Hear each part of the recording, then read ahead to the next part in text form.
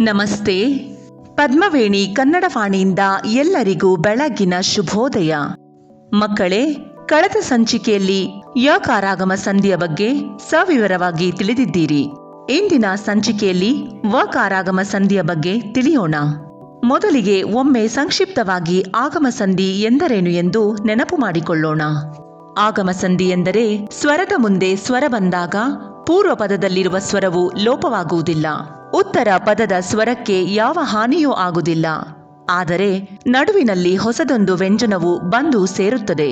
ಯಕಾರ ಬಂದು ಸೇರಿದರೆ ಅದು ಯಕಾರಾಗಮ ಸಂಧಿಯಾಗುತ್ತದೆ ಹಾಗೂ ವಕಾರ ಬಂದು ಸೇರಿದಾಗ ಅದು ವಕಾರಾಗಮ ಸಂಧಿಯಾಗುತ್ತದೆ. ಈಗ ವಕಾರಾಗಮ ಸಂಧಿ ಕಾರ್ಯದ ನಿಯಮಗಳನ್ನು ತಿಳಿಯೋಣ. ಉ, ಊ, ರು, ಓ ಈ ಸ್ವರಗಳು ಪೂರ್ವ ಪದದ ಕೊನೆಯಲ್ಲಿದ್ದು ಉತ್ತರ ಪದದ ಮೊದಲನೇ ಅಕ್ಷರವು ಯಾವುದೇ ಸ್ವರವಾಗಿದ್ದರೂ ವಕಾರಾಗಮ ಸಂಧಿಯನ್ನು ಮಾಡಬಹುದು. ಉದಾಹರಣೆಗಾಗಿ ಉಕಾರಕ್ಕೆ ನಡು ಕುಡಿಸು ಇಂದ ವಕಾರಾಗಮವಾದಾಗ ನಡು ಕುಡಿಸು ವ ಕುಡಿಸು ಇಂದ ಅಂದರೆ ನಡುವಿಂದ.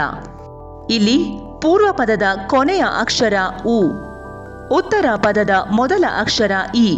ಸಂಧಿ ಕಾರ್ಯ ಮಾಡುವಾಗ ವಕಾರವು ಬಂದು ಸೇರಿದಾಗ ನಡು ಕುಡಿಸು ವ ಕುಡಿಸು ಇಂದ ಅಂದರೆ ನಡುವಿಂದ ಎಂದಾಗುತ್ತದೆ. ಇದೇ ರೀತಿ ಊಕಾರಕ್ಕೆ ನೋಡುವುದಾದರೆ ಹೂ ಕುಡಿಸು ಇಂದ ವಕಾರವು ಬಂದು ಸೇರಿದಾಗ ಹೂ ಕುಡಿಸು ವ ಕುಡಿಸು ಇಂದ ಅಂದರೆ ಹೂವಿಂದ ಎಂದಾಗುತ್ತದೆ. ರುಕಾರಕ್ಕೆ ನೋಡುವುದಾದರೆ ಮಾತೃ ಕುಡಿಸು ಅನ್ನು ವಕಾರವು ಬಂದು ಸೇರಿದಾಗ ಮಾತೃ ಕುಡಿಸು ವ ಕುಡಿಸು ಅನ್ನು ಅಂದರೆ ಮಾತೃವನ್ನು ಎಂದಾಗುತ್ತದೆ. ಓಕಾರಕ್ಕೆ ನೋಡುವುದಾದಲ್ಲಿ ಗೋ ಕುಡಿಸು ಅನ್ನು ವಕಾರವು ಬಂದು ಸೇರಿದಾಗ ಗೋ ಕುಡಿಸು ವ ಕುಡಿಸು ಅನ್ನು ಅಂದರೆ ಗೋವನ್ನು ಎಂದಾಗುತ್ತದೆ. ಮಕ್ಕಳೇ, ವಕಾರಾಗಮ ಸಂಧಿಯಲ್ಲಿ ಈ 4 ಸ್ವರಗಳ ನಿಯಮವಲ್ಲದೆ ಇನ್ನೊಂದು ನಿಯಮವನ್ನು ಗಮನಿಸಿ. ಅಸ್ವರದ ಮುಂದೆ ಅಸ್ವರವೇ ಪರವಾದರೆ ವಕಾರಾಗಮ ಸಂಧಿಯಾಗುತ್ತದೆ. ಉದಾಹರಣೆಗಾಗಿ ಮನ ಕುಡಿಸು ಅನ್ನು ಅಂದರೆ ಮನ ಕುಡಿಸು ವ ಕುಡಿಸು ಅನ್ನು ಅಂದರೆ ಮನವನ್ನು ಎಂದಾಗುತ್ತದೆ. ಈ ಉದಾಹರಣೆಯಲ್ಲಿ ಪೂರ್ವ ಪದದಲ್ಲಿರುವ ಅಸ್ವರದ ಮುಂದೆ ಅಸ್ವರವೇ ಪರವಾಗಿರುವುದು ವಕಾರಾಗಮಕ್ಕೆ ಕಾರಣವಾಗಿದೆ. ಇನ್ನೂ ಕೆಲವು ನಿಯಮಗಳನ್ನು ನಾವು ವಕಾರಾಗಮ ಸಂಧಿಯಲ್ಲಿ ನೋಡಬಹುದು. ಮಕ್ಕಳೇ, ಸದ್ಯಕ್ಕೆ ನಿಮಗೆ ಇಷ್ಟೇ ನಿಯಮಗಳು ಸಾಕು. ಮುಂದಿನ ಸಂಚಿಕೆಗಳಲ್ಲಿ ಆ ನಿಯಮಗಳನ್ನು ನಾವು ತಿಳಿಯೋಣ. ಇದುವರೆಗೂ ನಮ್ಮ ಓದನ್ನು ಆಲಿಸಿದ್ದಕ್ಕೆ ಧನ್ಯವಾದಗಳು.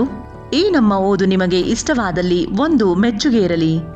ಇನ್ನೂ ಹೆಚ್ಚು ಇಷ್ಟವಾದಲ್ಲಿ ಈ ಓದನ್ನು ಇತರರೊಂದಿಗೆ ಹಂಚಿಕೊಳ್ಳಿ. ಇದೇ ರೀತಿ ಕನ್ನಡಕ್ಕೆ ಸಂಬಂಧಪಟ್ಟ ವಿಷಯಗಳನ್ನು ತಿಳಿಯಲು ನಮ್ಮ ವಾಹಿನಿಯನ್ನು ಅನುಸರಿಸಿ. ಮುಂದಿನ ಓದಿನೊಂದಿಗೆ ಮತ್ತೆ ಸಿಗೋಣ. ನಮಸ್ಕಾರಗಳು.